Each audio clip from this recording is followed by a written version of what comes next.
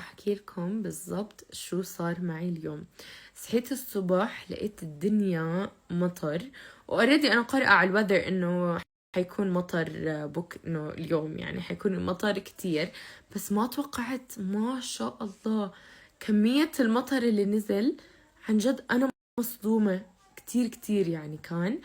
وشو اسمه، رحت وداومت على الجامعة. الصراحة توقعت نعطل بس ما عطلنا و it was fine. كان عندي محاضرة فاضطريت اني اروح على الجامعة، فلبست دفيت حالي ولبست اكبر كوت عندي واطول كوت عندي عشان ما انبل، ولبست هاي بوتس وكل اشي ورحت على الجامعة. جايز بالجامعة شلالات مي، انه لترلي شلالات.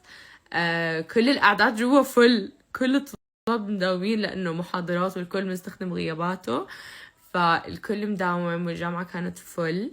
وبعدين فضلتني واقفة برا. ما كان كتير، اسمعوا هو ما كان برد بس كان كتير في مطر، فأنا إنه كنت مستصعبة الوضع إنه في مطر وماخذة معي أمبريلا وحركات انسوا.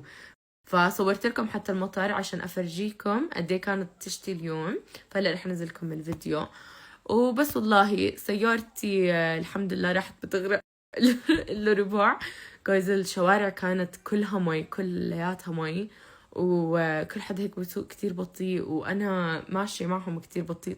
طبعا أنا لما توتر ما بتعرفوني مين سرعة مين لين سريعة، انسوا على أبطأ إشي.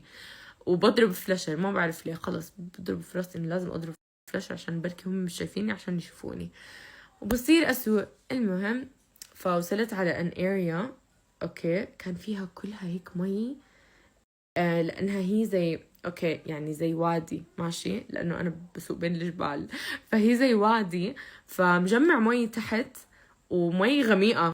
اوكي غميقة غميقة، فعن جد انا خفت اوزك انه كيف بدي امرق فيها هاي. المهم قلت خلصتي لين عادي مش مشكلة، هي مش هالقد غميقة، انت بتهيألك بس امرقي فيها.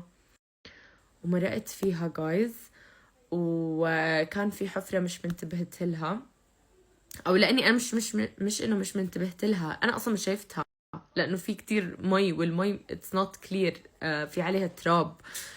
المهم مرقت لاني مضطرة امرق ومشيت فيها، وبعدين في زي جورة فحسيت حالي كسرت اشي بالسيارة. حسيت هيك اجاني احساس، هيك سمعت صوت هيك هيك اشي بنكسر قاعد بالسيارة.